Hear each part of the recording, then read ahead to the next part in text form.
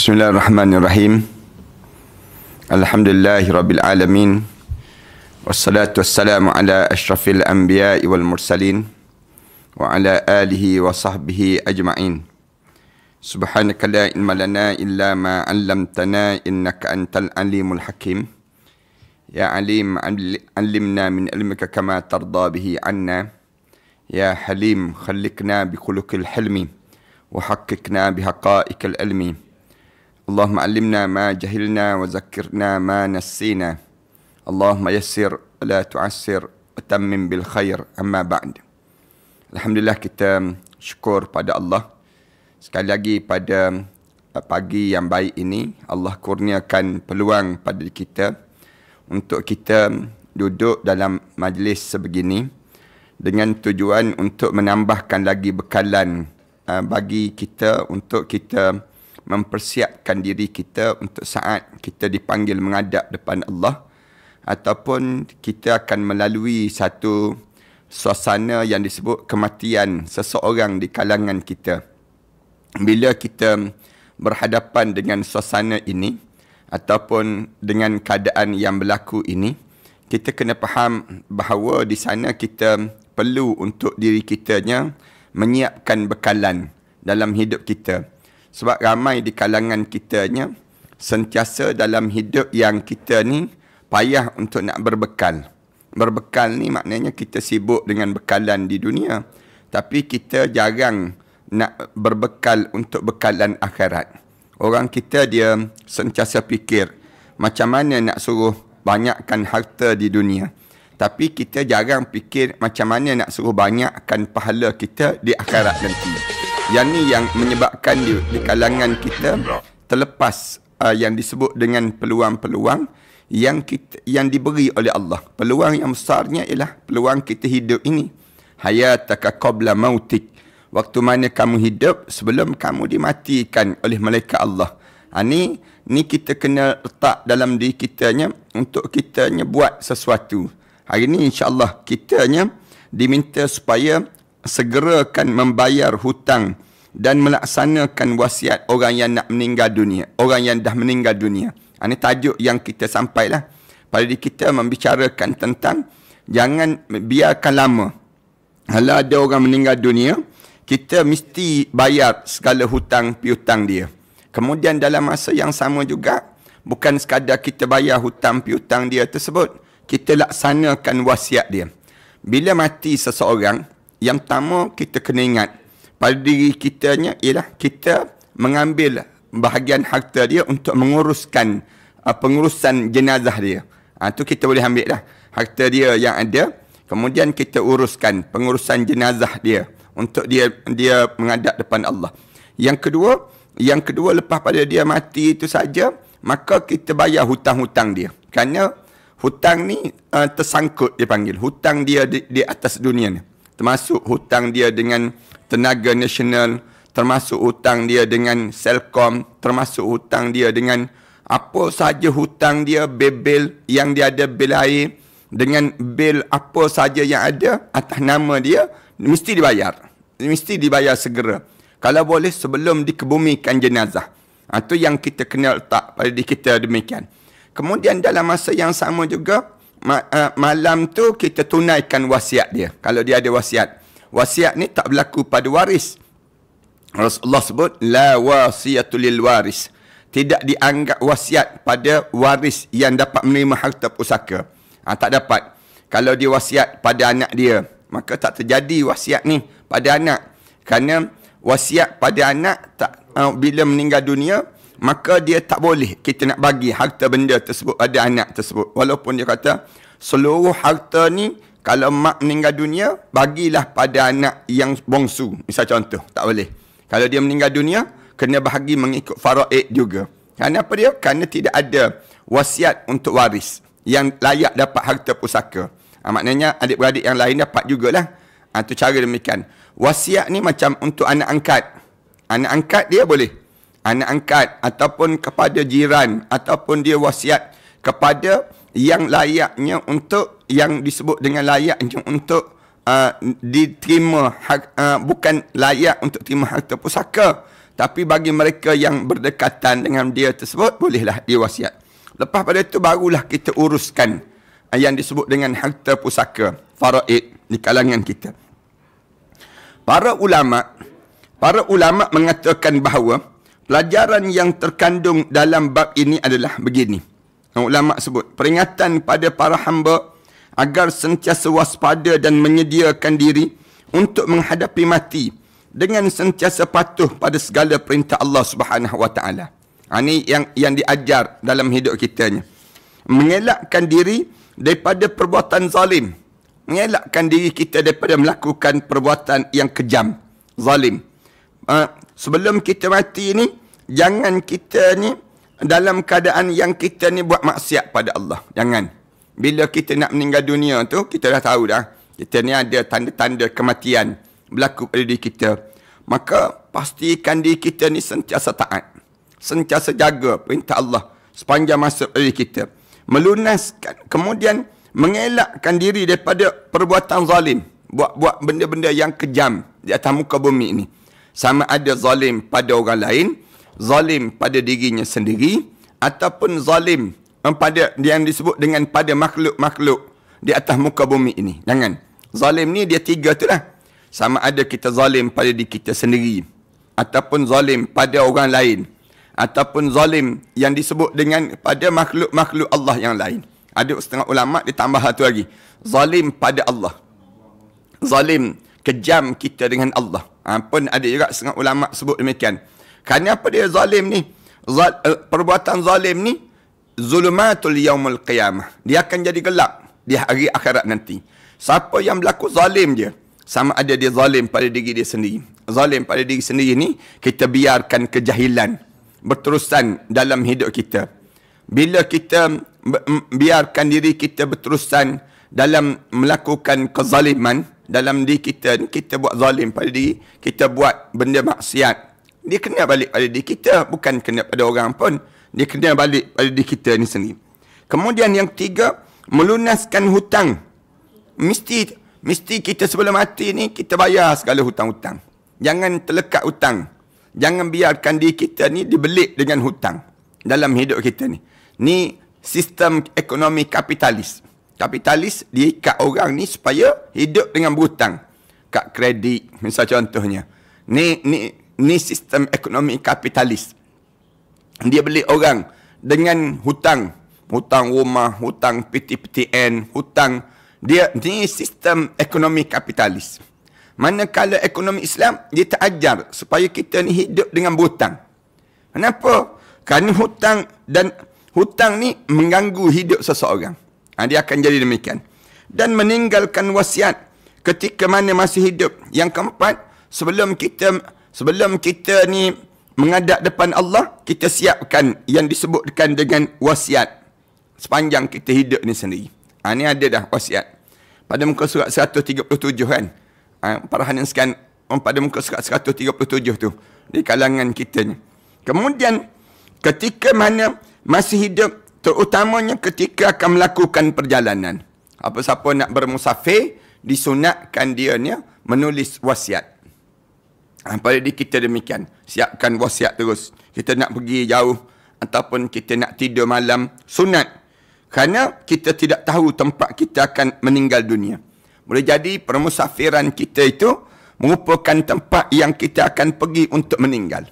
Kadang-kadang orang nak meninggal dunia ni, waktu mana dia dalam keadaan yang dia nak meninggal dunia tu, dia akan berhajat sangat nak pergi ke tempat itu. Dia akan jadi, jiwa dia tergerak-gerak. Dia nak pergi. Usaha dia. Sampai peringkat, di waktu mana dia berusaha untuk jadikan demikian pada diri dia ni, dia akan cuba berusaha sungguh-sungguh untuk dapatkan yang disebut dengan keadaan yang sedemikian rupa. Ada satu riwayat yang diambil daripada kisah terdahulu, bahawa seorang pemuda yang berada berhampiran dengan Nabi Sulaiman AS berkata, ini cerita berlaku waktu mana dalam kuliah Nabi Sulaiman AS. Dia duduk dalam kuliah Nabi Allah Sulaiman. Lalu dia datang jumpa dengan Nabi Sulaiman. Wahai Nabi Allah, aku mempunyai keperluan di negeri India. dan aku minta tolong kepada kamu agar memerintahkan angin untuk membawaku ke India sekarang. Cerita yang berlaku dalam kuliah Nabi Sulaiman AS yang biasa saya cerita ni. Waktu dalam cerita yang panjangnya, ada seorang yang dia duduk dalam majlis ilmu Nabi Allah Sulaiman tu, dia tenung oleh seseorang. Seorang tu tenung. Dia pun gelisah, tak selesa lah. Dia dipandang SB ke siapa ni.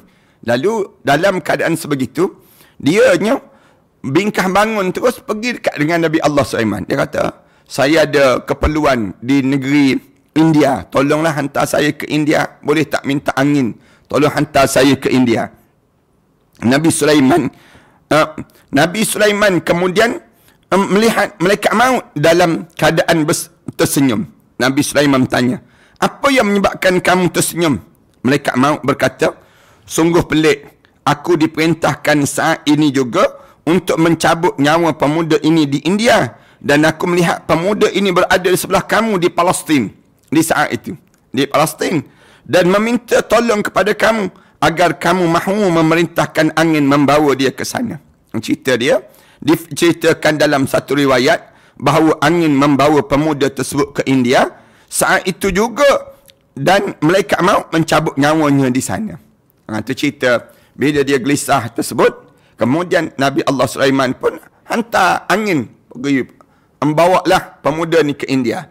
Bila begitu selang tak lama tengok ada malaikat maut dalam majlis dia. Nabi Allah Sulaiman tanya pada malaikat maut, kenapa tadi kamu tak ada, kemudian lepas tu kamu ada balik dalam majlis aku ni. Dia kata aku pelik, dia kata aku pelik, aku dapat arahan untuk cabut nyawa pemuda tadi di India, tapi dalam majlis kamu lagi di Palestin tadi. Jadi dia kata aku ni jadi sebab tak kenalah tengok muka pemuda ni, patutnya di India. Di India yang aku cabut nyawa. Tiba-tiba dia datang jumpa dengan kamu tadi. Kamu arahkan hantar ke India. Lalu melalui angin. Lalu aku pergi ke India. Kemudian aku ambil nyawa dia dan aku datang balik. Dalam majlis ilmu kamu ini. Tu kena ingat Kalau orang pandang tenung muka kita, boleh jadi malaikat maut lah tu. Senang ceritanya. Lepas pada ni, kita jangan rasa selesa sangat. Jangan ingat ni Abang Jai kot tengok ni misal contohnya. Jangan gitu. Boleh jadi yang pandang kita, tenung kita tu, ni boleh jadi malaikat maut yang sedang mandang untuk mencabut nyawa kita ini sendiri. Boleh terjadi demikian. Rezeki dan juga ajal. Sambungan lagi. Diriwayatkan daripada Abu Nu'aim, Abu Hurairah radhiyallahu anhu mengatakan bahawa Rasulullah sallallahu alaihi wasallam bersabda. Rasulullah sebut, jika setiap yang dilahirkan telah meninggal dunia, maka jasadnya ditimbunkan dengan tanah galian kuburnya. Di mana dia dikebumikan, di situlah asal dianya diciptakan oleh Allah Subhanahu Wa Taala. Tanah asal dia tersebut. Abu Hashim An-Nabil berkata, tidak pernah kami temui orang yang memiliki kemuliaan seperti kemuliaan Abu Bakar dan Umar bin Al-Khattab. Kerana mereka diciptakan di tanah yang sama dengan tanah asal kejadian Rasulullah sallallahu alaihi wasallam. Rasulullah sallallahu alaihi wasallam, tanah asal dia kat situ. Umar dan juga Abu Bakar, Sayyidina Umar dan Sayyidina Abu Bakar ni, Allah muliakan dia, tanah yang sama yang diambil untuk ciptaan Nabi Muhammad sallallahu alaihi wasallam, dan dia pun diciptakan di situ juga. Allahu Akbar. Anak sebutnya gambaran mulianya dua orang ini, Abu Bakar dan juga Umar. Waktu Islam larang jangan caci maki sahabat Rasulullah sallallahu alaihi wasallam. Lebih-lebih lagi lah Sayyidina Abu Bakar, puak-puak Syiah, dia caci maki Abu Bakar. Dia caci maki yang disebut dengan Sayyidina Umar. Ni kenapa dia? Syiah ni dia nampak Ali je kemuliaan pada dia. Padahal Allah muliakan Abu Bakar, Allah muliakan Sayyidina Umar, Allah muliakan sahabat-sahabat yang lain dengan kemuliaan tersendiri. Di antara kemuliaan Abu Bakar dan Umar, di mana Allah ciptakan tanah, asal usul kejadian dia sama dengan asal usul kejadian yang disebut dengan Rasulullah sallallahu alaihi wasallam itu. Abu Hurairah radhiyallahu anhu mengatakan bahawa hadis ini gharib daripada hadis Aun yang hanya terdapat dalam riwayat Abu Hashim An-Nabil yang merupakan salah seorang tokoh dipercayai daripada Basrah. Tak apalah. Yang pentingnya disebut di sudut sosogala terhadap hadis ini. Ibnu Mas'ud berkata, malaikat akan mengambil air mani di dalam rahim seorang perempuan, lalu meletakkannya dalam genggamannya dan berkata, ketika mana nak ciptakan anak Adam ini, ketika mana masuk benih lelaki dalam rahim perempuan itu, kemudian dia akan tercantum dipanggil zygote dalam istilah sains. Waktu mana jadi zygote tu ataupun jadi nutfah, peringkat awal tu mereka akan pegang terus. Mereka pegang, mereka akan tanya Allah, wahai Tuhanku, adakah kejadian makhluk ini sempurna ya Allah? Tanya Allah, ya Allah, nak jadi ke tak jadi manusia ni ya Allah? Dalam genggaman mereka dia, nak jadikan manusia ke tak jadi manusia ni ya Allah? Lalu jika Allah menjawab bahawa asal kejadiannya sempurna, maka mereka akan tanya lagi Allah, wahai Tuhanku, bagaimana dengan rezeki dia? Allah kata, jadikanlah dia manusia, siapkan dia manusia. Lalu mereka akan tanya balik, rezeki dia macam mana ya Allah? Peruntukan rezeki dia. Dia hamba Allah nak hidup ni, yang dia nak hidup ni macam mana rezeki dia? Kemudian jika Allah menjawab, kemudian ditanya bagaimana rezeki dia? Manakah tanah asal kejadian dia? Bilakah ajalnya? Di manakah dia meninggal dunia? Tanya terus Allah, ya Allah, dia mati bila? Kemudian di mana dia meninggal dunia? Allah lalu berfirman, lihatlah jawapan di dalam Ummul Kitab. Mereka itu kemudian melihat pada Lauh Mahfuz, dan di sana sudah tertulis jawapan pada pertanyaan baik mengenai rezekinya.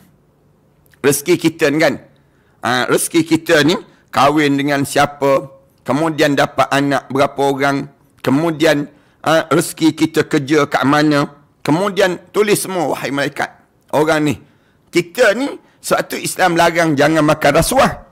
Bila kita makan rasuah, maknanya kita tak percaya dengan ketentuan Allah terhadap rezeki kita. Kita rasa kita yang lebih berhak untuk tentukan rezeki, ataupun kita yang berhak untuk mendapatkan rezeki, padahal Allah dah tulis dah rezeki kita banyak mana. Waktu Islam larang jangan curi barang orang, jangan ambil hak orang. Kenapa? Kerana rezeki ni Allah dah tulis dah untuk kamu. Allah dah tulis dah rezeki untuk kamu. Manakala untuk anak kamu, Allah dah tulis dah rezeki untuk anak kamu. Yang kita ni sampai tak semayang, sampai tak tutup aurat, kerana apa dia? Kerana sibuk nak cari harta konon-kononnya. Padahal Allah dah sedia dah pada diri kita sebanyak mana. Berapa ramai orang yang membanting tulang, keras, kerja keras, tapi rezeki dia sikit je. Ada orang yang tak membanting tulang je, dia duduk je, menung je, tapi rezeki dia banyak, jauh daripada orang yang menggunakan kudrat, kekuatan yang ada pada diri dia. Patutnya orang yang banyak rezeki, orang yang bekerja keras tapi tak, Allah tak jadikan demikian dalam hidup. Allah dah agih dengan cara yang baik. Rezeki kamu banyak ni. Ada orang yang kerja banyak ni rezeki dia, Allah atur dan Allah susun rezeki ini sendiri. Ada seseorang, sebab tu Islam suruh kita banyakkan sedekah supaya rezeki kita bertambah. Banyakkan kita berinfak supaya kita ni semakin dekat dengan Allah. Bila kita semakin dekat dengan Allah, semakin banyaklah rezeki yang Allah akan kurniakan pada diri kita. Itu cara pada diri kita. Ditengok rezeki kita, ajal kita bila, di mana kematian seseorang, amal seseorang, dia kahwin dengan siapa, dia tinggal di mana, kemudian dia bekerja di mana, semua ditulis di sisi Allah. Tanah asal kejadian dia, mahupun tempat hamba tersebut akan meninggal dunia, seperti yang dijelaskan dalam firman Allah Ta'ala, minha khalaqnakum wa fiha nu'idukum wa minha nukhrijukum taratan ukhra. Ni kalimah yang kita diajar supaya baca. Bila orang meninggal dunia je, genggam tanah tu, kemudian kepal tanah tersebut, biar kemas tanah tu, baca minha khalaqnakum, tiup pada tanah tersebut, tak bawah pipi dia. Kemudian ambil lagi tanah, wa minha nu'idukum, tiup. Kemudian letak di atas lengan ini, di kawasan lengan kanan, lengan kiri ini. Kemudian wa minha nukhrijukum taratan ukhra, ambil yang genggaman yang tiga tu, genggam yang tiga, kemudian hembus. Wa minha nukhrijukum taratan ukhra, hembus, tiup, letak di hujung kaki. Supaya dianya diringankan daripada azab kubur dan jadi kubur dia di antara taman pada taman-taman syurga. Ini yang dibuat oleh Rasulullah sallallahu alaihi wasallam. Yang dilakukan oleh Rasulullah. Diriwayatkan daripada Al-Qamah. Allah Subhanahu wa taala sebut, minha khalaqnakum, daripada tanah kamu diciptakan. Wa fiha nu'idukum, dan kepada tanah dikembalikan kamu. Wa minha nukhrijukum taratan ukhra, daripada tanah juga kami akan mengeluarkan kamu pada hari yang ukhra, pada hari yang lain. Taratan ukhra, giliran kamu bangkit di pada mahsyar nanti daripada tanah yang dikebumikan jenazah kamu itu. Diriwayatkan daripada Al-Qamah bahawa Abdullah berkata, saya nak sebut sikit lagi ya. Setelah kita disunatkan ziarah kubur. Bila kita ziarah kubur, kita tengok suasana mahsyar. Tu diajar demikian. Di perkawasan kubur tu, kita tengok di sinilah akan dibangkitkan balik. Manusia akan bangun balik. Bangkit di padang mahsyar nanti, daripada sinilah yang disebut dengan kebangkitan manusia. Bangun balik. Bila bangun balik di kawasan perkuburan itu, kita tahu daripada sini asal kamu, dan kepada sini kembalinya kamu, dan daripada sini juga kamu akan dibangkitkan balik untuk menuju kepada mahsyar Allah Subhanahu wa taala. Disunatkan kita ziarah kubur. Duduk atas kubur, tengok je suasana mahsyar Allah. Bagaimana manusia bangkit dan meremang bulu roma kita. Tengok bangkit seorang-seorang daripada kawasan kubur dia, masing-masing akan mula bergerak menuju pada mahsyar Allah Subhanahu wa taala. Diriwayatkan daripada Al-Qamah bahawa Abdullah berkata, apabila air mani berada dalam rahim seseorang, maka malaikat akan meletakkan di dalam genggamannya dan mula berkata, malaikat akan sebut, wahai Tuhanku, adakah kejadiannya sempurna ya Allah? Ini sama dengan tadi dah. Hadis tadi. Bila masuk saja benih lelaki dan dalam rahim orang perempuan, cantum.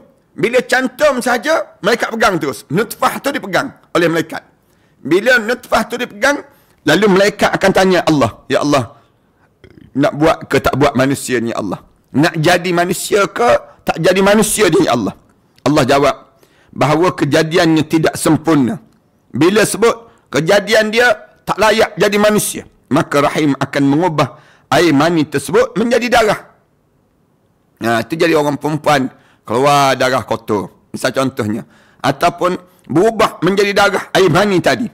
Apabila Allah Ta'ala mengatakan bahawa kejadiannya sempurna, maka malaikat meneruskan pertanyaan. Kalau betul nak jadi manusia ni ya Allah, dia lelaki ataupun perempuan ya Allah? Dia lelaki ke perempuan ya Allah? Tanya terus. Hidup dia senang ataupun menderita? Macam mana perjalanan hidup dia? Maknanya macam mana perjalanan dia untuk dia menuju akan datang nanti? Hidup dia ni jadi elok ke jadi tak elok ya Allah? Bilakah ajalnya? Bilakah akan berlaku kematian dia ya Allah? Bilakah ajalnya? Di manakah tanah asal kejadiannya? Bagaimana rezekinya ya Allah? Di manakah dia akan meninggal dunia? Mereka akan tanya terus. Macam mana rezeki dia? Macam mana ajal dia? Macam mana, di tempat mana dia akan meninggal dunia? Allah Ta'ala kemudian berkata pada malaikat, lihatlah oleh kamu ummul kitab. Lihatlah oleh kamu dalam ummul kitab. Maka kamu akan menemui nutfah, air mani tersebut di dalamnya. Malaikat, kamu pergi ke Lauh Mahfuz itu, kamu tengok di ummul kitab tu, kejadian dia macam mana. Kamu jumpa di dalam dia. Kemudian nutfah tersebut ditanya, siapa Tuhan kamu? Mula roh kita ni ditanya, Man rabbuka? Siapa Tuhan kamu? Lalu dia akan menjawab, Allah. Dia jawab, wala in sa'altahum man khalaqas samawati wal ard la yaqulunna Allah. Ketika mana ditanya pada setiap roh ini, siapa yang menciptakan langit dan bumi? Wala in sa'altahum, ketika mana ditanya di kalangan mereka sebut, man khalaqas samawati wal ard, siapa yang menciptakan langit dan bumi? La yaqulunna Allah, nescaya mereka akan jawab Allah. Lalu ditanya lagi. Siapakah yang memberi rezeki pada kamu? Roh ni ditanya. Yang bagi rezeki pada kamu siapa? Dia menjawab, Allah.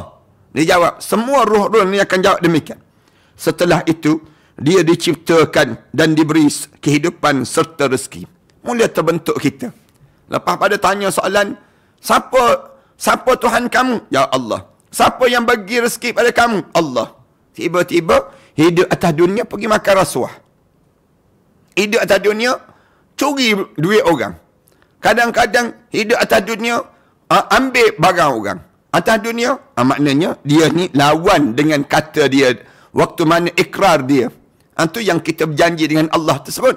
Kalau ditanya, bila saya berjanji? Di alam roh. Semua berjanji dengan Allah. Yang kita sentiasa sebutkan, ala ahdika. Aku ni dalam janji dengan kamu, ya Allah. Dan dalam dipanggil Sayyidul Istighfar, pagi-pagi macam ni, kita sentiasa diajar supaya baca. Kita sentiasa sebut, Allahumma anta rabbi, la ilaha illa anta, khalaqtani, wa ana abduka, wa ana ala ahdika. Itu kita sebut, Allahumma anta rabbi, ya Allah, kamu Tuhan aku. Kemudian, Allahumma anta rabbi, la ilaha illa anta, tidak ada Tuhan melainkan kamu, ya Allah. Khalaqtani, kamu yang menciptakan aku, ya Allah. Wa ana abduka, aku ni hamba kamu. Wa ana ala ahdika, aku ni dalam janji dengan kamu, ya Allah. Janji-janji itu bila? Ni janji ni. Bila Allah tanya, janji kita kata, bila saya berjanji dengan Allah? Ni, di alam roh. Di alam mula-mula diciptakan awal-awal dahulu. Di awal-awal penciptaan dahulu. Maka, dalam keadaan demikian, disebut terus. Yang dinamakan dengan, ditanya terus, siapa Tuhan kamu? Kemudian, ditanya terus, ditanya pada dia lagi, rezeki kamu siapa yang bagi? Lalu dia jawab, Allah jawab. Semua roh ni jawab demikian. Apabila telah meninggal dunia, maka akan dikebumikan di tanah tempat dia diciptakan oleh Allah. Di mana tanah kita diciptakan oleh Allah, di situlah kita akan dikebumikan. Para hadirin sekalian datang daripada Johor misalnya contohnya. Lahir dekat Johor. Tiba-tiba meninggal dunia dekat Hulu Kelang. Kalian meninggal dunia dikebumikan di perkuburan Hulu Kelang. Misalnya contohnya. Maknanya sebenarnya tanah asal kejadian kalian ialah daripada tanah Hulu Kelang. Itu cara demikian. Kita orang Kelantan ataupun kita orang Pahang, saya orang Pahang, tiba-tiba dikebumikan di misal contohnya di mana? Di Mekah misal contohnya. Dikebumikan asal usul tanah kita, kejadian kita daripada tanah Mekah lah. Senang ceritanya. Itu kejadian yang Allah jadikan asal usul kita. Makna asar dalam hadis ini adalah tanah asal kejadian yang disebut dengan nutfah. Muhammad bin Sirin berkata, jika kamu bersumpah, maka bersumpahlah dengan benar tanpa ada keraguan. Allah Ta'ala menciptakan Muhammad, Abu Bakar dan Umar bin Al-Khattab radhiyallahu anhu daripada tanah yang sama dan mereka dikembalikan pada tanah tersebut. Isa bin Maryam adalah manusia yang diciptakan daripada tanah itu. Nabi Isa bin Maryam adalah manusia yang diciptakan daripada tanah itu. Yang akan kami terangkan dalam bahagian akhir kitab ini. Bab ini menjelaskan makna beberapa firman Allah Ta'ala berikut ini. Ya ayuhan nas, in kuntum fi raibin minal ba's. Wahai manusia semua, kalau kamu ada keraguan terhadap hari kebangkitan, fa inna khalaqnakum min turab. Sesungguhnya kami ciptakan kamu, Allah sebut, kami jadikan kamu daripada tanah. Summa min nutfatin. Kemudian kamu menjadi nutfah, menjadi zygot, peringkat permulaan. Summa min alaqatin. Kemudian kamu menjadi alaqah, embrio. Kamu jadi embrio. Summa min mudghatin. Kemudian kamu menjadi fetus. Menjadi nutfah, alaqah, kemudian menjadi mudghah. Mukhallaqatin wa ghairi mukhallaqatin.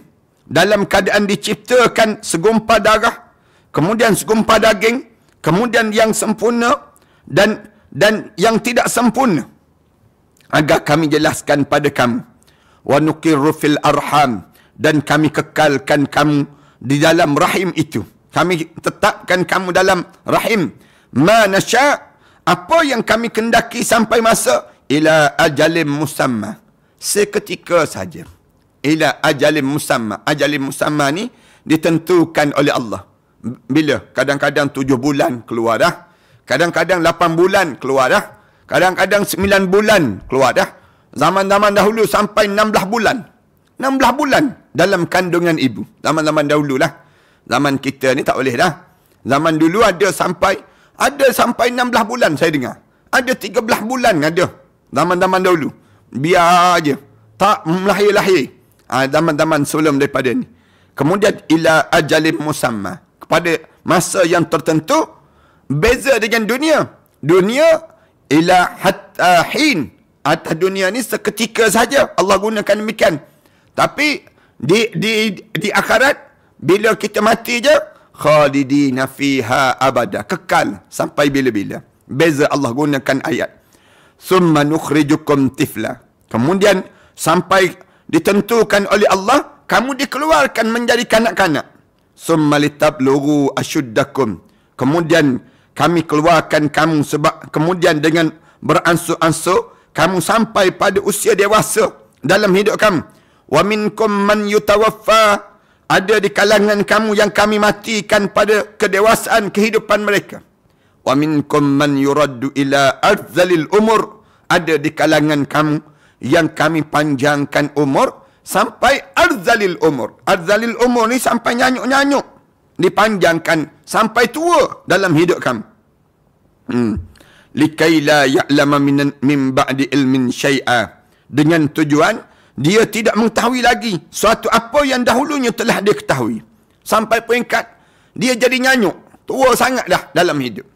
90 lebih tak mati-mati lagi. 100 lebih tak mati-mati lagi. Allah jadikan demikian. Wa taral arda hamidatan. Dan kamu boleh lihat bumi ini menjadi kering. Waktu itu. Fa idza anzalna 'alaihal ma'. Waktu mana kamu tengok bumi yang kering tu diturunkan hujan atas dia, ihtazzat warabat. Kamu dapati bumi itu menjadi subur dan menumbuhkan pelbagai jenis tumbuhan-tumbuhan. Wa ambatat min kulli zawjin bahij. Daripada tumbuh-tumbuhan yang indah-indah. Ni dalil kebangkitan. Kamu boleh tengok. Bumi yang kering kontang, bila turun air hujan, lama-lama basah je, tumbuhan. Demikianlah manusia. Manusia ni bila mati kering je dalam kubur. Habis dalam kubur. Lepas itu turun air hujan untuk menghidupkan kembali manusia hidup di pada mahsyar Allah Subhanahu wa taala, macam tumbuh-tumbuhan yang baru lepas pada disimbah dengan hujan yang lebat kemudian naik mekar dalam keadaan yang baru kejadian lepas tersebut. Firman Allah Taala lagi, huwallazi khalaqakum min tin summa qada ajala wa ajalum musamman indah summa antum tamtarun. Allah sebut, dialah yang telah menciptakan kamu daripada tanah melalui penciptaan Adam AS. Kemudian dia menentukan pula ajal kematian kamu. Allah tentukan. Summa qada ajala. Dia yang menciptakan kamu daripada tanah. Kemudian Allah tentukan bila masa kamu mati. Wa ajalum musamman indah. Dan juga kamu berada dalam kubur. Kemudian membangkitkan kamu semula pada hari kiamat. Summa antum tamtarun. Dan namun kamu wahai orang kafir masih meragui tentang hari kebangkitan itu. Firman Allah Ta'ala lagi, summa ja'ala naslahu min sulalatin min ma'im mahin. Kemudian dia menjadikan keturunannya daripada saripati air yang hina, iaitu air mani. Air mani ni Allah jadikan tak boleh nak dijual dekat kedai. Senang ceritanya. Kotor, orang dalam keadaan yang mahin. Mahin ni hina. Kejadian kamu tersebut. Bukan kejadian yang hebat. Kamu tak payah belagak lah. Kamu tak payah rasa sombong lah. Kerana kamu diciptakan daripada air mani yang hina. Sulalatin min ma'im mahin. Daripada air yang tak ada nilai. Tidak ada pertentangan antara ketiga ayat tersebut. Sebagaimana kami jelaskan dalam Al-Jami'u lil Ahkamul Quran. Bab ini menjelaskan perkara tersebut dengan menggunakan dalil daripada Al-Quran dan juga hadis Rasulullah sallallahu alaihi wasallam. Itu tajuk yang kita bincangkan pada pagi ini, jemaah-jemaah sekalian, iaitu ketentuan hidup dan ketentuan kematian. Sampai peringkat sebelum kita mati itu, kita diajar supaya siapkan bekalan untuk kita menghadap di hadapan Allah. InsyaAllah, minggu yang akan datang nanti kita akan sambung. Apa yang dibawa oleh orang yang meninggal dunia ke dalam kuburnya. Ini tajuk minggu yang akan datang nantilah. Untuk kita bincangkan pada minggu yang akan datang nanti. Dan insyaAllah kita akan sambung pada perbincangan ini pada yang akan datang nanti. Terima kasih di atas kesempatan yang baik ini. Mudah-mudahan Allah panjangkan lagi umur kita dan Allah berkati amalan-amalan kita ni sendiri insya-Allah. A'udzubillahi minasyaitanirrajim. Bismillahirrahmanirrahim. Alhamdulillahirabbil alamin. Wassalatu wassalamu ala rasulil amin wa ala alihi wa sahbihi ajma'in. Rabbana iftah bainana wa bain qaumina bil haqq wa anta khairul fatihin. Rabbana atina fid dunya hasanah wa fil akhirati hasanah wa qina adzabannar. Walhamdulillahirabbil alamin. Allah